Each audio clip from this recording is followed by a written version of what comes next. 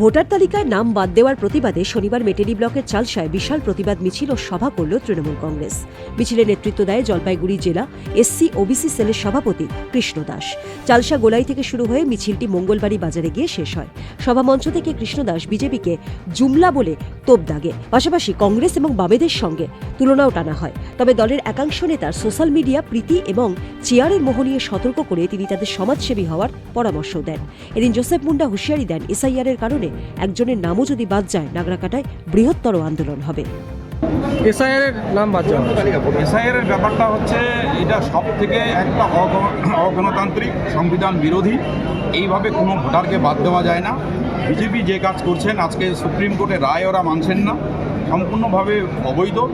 এবং এই জিনিস যে করছেন আজকে, এইভাবে সাধারণ মানুষের ভোটারের নাম যে কাটতেছেন, সাধারণ মানুষকে যে ওরা যেভাবে হয়রানি করতেছেন, সাধারণ মানুষের অধিকার যেভাবে ছিনে নিচ্ছেন। সোনাক্ষী, মশলা কোথায়?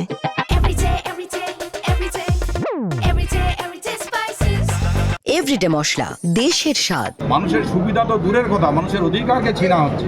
তার মধ্যে যদি আমরা দেখি, সব সম্প্রদায়ের লোক এর মধ্যে আছে। শুধু এখানে সংখ্যালঘু মুসলিম নয়, এখানে আদিবাসীরা যেমন আছে, এখানে রাজবংশী সম্প্রদায়ের লোক আছে, এখানে নমশূদ্র যারা আছে, সবার নাম এভাবে বাদ দিচ্ছেন। এই যে ক্ষমতার লোভের জন্য আজকে গরিব মানুষকে যেভাবে হয়রানি করছেন, আগামী দিন মানুষের জবাব দিবে।